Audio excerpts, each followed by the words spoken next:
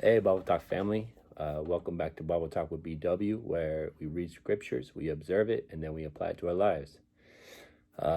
Somebody asked me recently about this tattoo, this 116 tattoo, and a lot of people know what it is. It refers to, a group of Christian rappers, or rappers who are Christian, and there's a story behind it. Why I got it on my arm. So I thought I'd just share this story.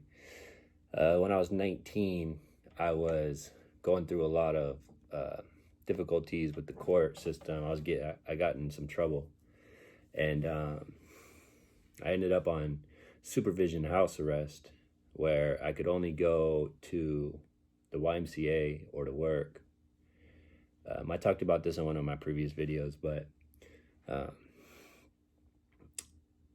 I had just decided to change my life around, and it was after a conversation with my mom and a conversation with, a great friend and a pastor of mine, and I was changing my life around, but I had just terrible music on my phone, terrible as in like bad music, like Eminem and just that whole genre when he was popular, I guess. But I just got sick of listening to it because all it made me want to do was continue in the bad things that I was doing. And so I just YouTube Christian rap artists, and I found Lecrae, and I really liked some of his songs. And then that whole group, Lecrae, Tadashi, KB, Cannon, Trip Lee. There's just a whole bunch of these guys who were, these Christian rappers, and their music spoke to me so much. And one night I was at the YMCA, and I heard a song by Lecrae, and it was talking about him, pretty much on his deathbed. He got shot, and he was in the ambulance, and he was going through his mind, thinking of, trying to remember a prayer he heard from when he was in church as a kid, or something that somebody told him, and he just wasn't sure if he was going to go to heaven or hell. And this song hit me in a different way, and it was kind of embarrassing. I just started crying in the YMCA. So I went to a back corner where it was super dark, and I just listened to the song, and I just started sobbing pretty much uncontrollably. And I just felt, it felt like God's hands reach around me, and his arms or his hands were just surrounding my body. And so, that's the story that, it was a huge impact on my life. And so that's why I ended up getting this tattoo, is just because they're a huge part of my faith during that time, and still are. I still listen to them to this day.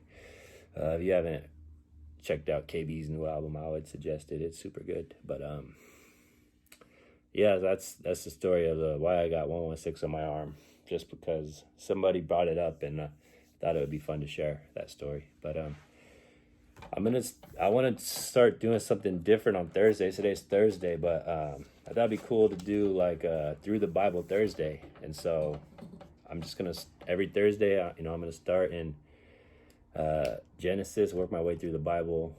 Some people like more structure like that, so I figured, it'd be good for me to just read the Bible again, and this way I could do it with you guys. So I'll just start in Genesis 1, and we'll just work our way through the Bible, and we'll see what the Word has to say as we continue on through this Bible. That being said, Genesis 1, the beginning. Gotta love beginnings, right?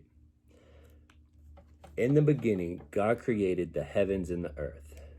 Now the earth was formless and empty. Darkness was over the surface. Okay, a huge theological debate in this first one, all right? And I'm going to tell you guys what it is, okay? And what I believe.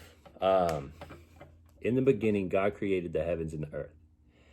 So God created the heavens and the earth. So in between 1 and 2, the flow of this feels like something happened in verse 2. Now the earth was formless and empty. Darkness was over the surface and the deep, and the Spirit of God was hovering over the water. And God said, let there be light. So in between 1 and 2, I feel like God created the heavens and the earth. Something huge happened, and then God is recreating the earth after verse 1, okay? And there's in Isaiah, he talks about creation as well. I can't remember where in Isaiah, but I know in Isaiah he does. Take my word for it. He uses the same words here in the Greek, but I think it's like tohu va bohu, I think is the Greek words for it. But when Isaiah talks about it, he only uses the word tohu, which is what he's using here in 1. But some people will come to you and say, what about all these fossils that are billions of years old? It doesn't bother me one bit, because I believe that God created the heavens and the earth that was inhabitable, and then something major happened, and I believe what happened to the earth was when Lucifer, Satan, fell from the earth. It caused the earth to then be empty and without form. The earth was formless and empty. I think after Lucifer and 1/3 of the angels fell, they caused the earth to be empty and without form, because Lucifer was an archangel, and he was cast out of heaven and came to the earth. And so then that's how Lucifer got to the earth. And then in verse 2, now we're seeing the recreation of the earth. Sorry, I got a little bit sidetracked. I'm already going longer than I want to, but I think that's important to understand. And it'd be good for you guys to look up on your own, right? And that's what I believe. And there's a debate about it, which is fine, right? I don't think it's too big of a deal, but I think it's worth mentioning. All right, well, I'm not going to get very much further, but that's all right. Next week, we'll pick it up right here. Now the earth was formless and empty. Darkness was over the surface of the deep, and the Spirit of God was hovering over the waters. And God said, let there be light, and there was light. God saw that the light was good. Light is very good. I do enjoy light. And he separated the light from the darkness. God called the light day, and the darkness he called night. And there was evening, and there was morning, the first day. And God said, let there be a vault between the waters to separate water from water. So God made the vault and separated the water under the vault from the water above it. So I think this is kind of like a greenhouse effect. So that's the world, before sin happened, there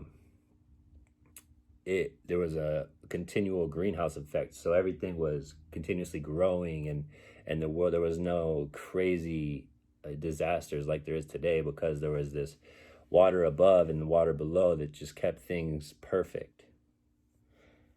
And then the flood happened, which we'll get to eventually, which then after that created what we see today, with just how craziness or how crazy our weather can be. All right. So God made the vault, this is verse 7. So God made the vault and separated the water under the vault from the water above it. And it was so. God called the vault sky, and there was evening, and there was morning the second day. And God said, let the water under the sky be gathered to one place, and let dry ground appear. And it was so. God called the dry ground land, and gathered waters he called seas. And God saw that it was good. All right, I'm going to stop right there. We stopped at verse 10. We'll pick up at verse 11 next week. Notice how everything God did, he spoke it into existence. So I think a great lesson to learn from this is just the power of speaking. Words can either build you up, or words can tear you down, or build somebody else up, or tear somebody else down. And God shows us that You know, there's a whole lot of power in words. So I feel like we got to choose our words very wisely.